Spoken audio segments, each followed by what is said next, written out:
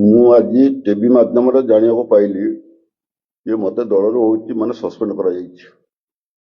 Suspend କୋଉଥିପାଇଁ କରାଗଲା, କ'ଣ ପାଇଁ କରାଗଲା ମୁଁ ଏ ବି ଜାଣିପାରିନି। କାହିଁକିନା ଦଳ ବିରୋଧୀ କାମ ମୁଁ ବର୍ତ୍ତମାନ ସୁଦ୍ଧା କିଛି କରିନାହିଁ। ମୋ ନିର୍ବାଚନ ମଣ୍ଡଳୀ କରିନାହିଁ, କି ଜିଲ୍ଲାରେ କରିନାହିଁ, କି ଓଡ଼ିଶାରେ କରିନାହିଁ।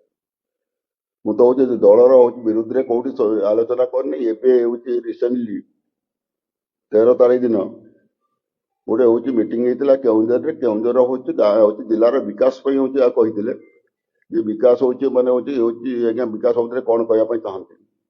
ମୁଁ କହିଲି ଯେ ବର୍ତ୍ତମାନ ଯେଉଁ ମୁଖ୍ୟମନ୍ତ୍ରୀ ସିଏ ତାର ହେଉଛି ବିକାଶ ଧାରାକୁ ନେଇଛନ୍ତି। ଯଦି ଖାଲି ତ ହେଉଛି ମାନେ ଭିତ୍ତିପ୍ରସ୍ତର ସ୍ଥାପନ କରିଦେଲେ ହେଉଛି ହେଇଯିବନି। ଭିତ୍ତିପ୍ରସ୍ତର ସ୍ଥାପନ ଯଦି ମୂଲ୍ୟ ରଖିବେ, ଯଦି ହେଉଛି କାମ କରିବେ, ତେବେ ଜିଲ୍ଲାର ବିକାଶ ହେବ। ଯଦି ନ କରିବେ ଜିଲ୍ଲାର ବିନାଶ ହେବ। ଏ ବାବଦରେ ମୁଁ କହିଥିଲି ଏବଂ ହେଉଛି ମୁଁ କହିଲି ଆଉ ମଧ୍ୟ କହିଥିଲି ଖାଲି ଭାଷଣ ମାଧ୍ୟମରେ କହିଲେ ହେବନି, ଭିତ୍ତିପ୍ରସ୍ତର ସ୍ଥାପନ ମାଧ୍ୟମରେ କହିଲେ ହେବନି। ଯଦି କାମ କରିବେ ଆଗାମୀ ଦିନରେ ଜଣା ପଡ଼ିବ। ଯଦି କାମ ନ କରିବେ ଆଗାମୀ ଦିନରେ କ'ଣ ହେଲା କ'ଣ ନାହିଁ ଲୋକ ତାର ହେଉଛି ଜବାବ ଦେବେ। ଏ ବାବଦରେ ମୁଁ ହେଉଛି ବର୍ତ୍ତମାନର ମୁଖ୍ୟମନ୍ତ୍ରୀ କହିଥିଲି।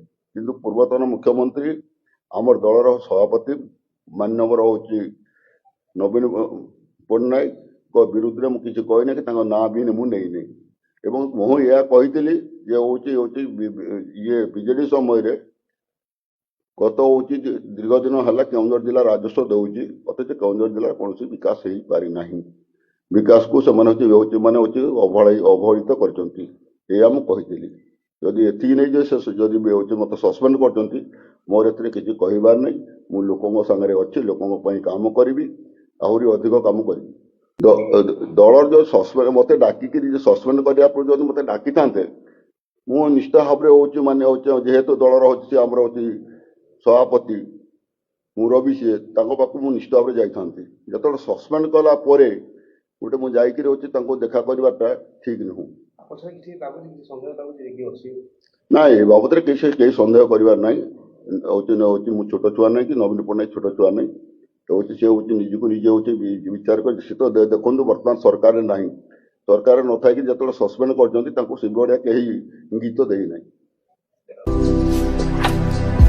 ଭାରତର एकमात्र परीक्षित बायोसार पृथ्वी प्रो माटी को रखे सुस्थ दिए नुआ जीवन। धान पनीपरिबा और डाली जातीय फसल पाई लाभदायक, अमल बढ़ाए, रोग कमाए। आज ही जमी रे प्रयोग करंतु।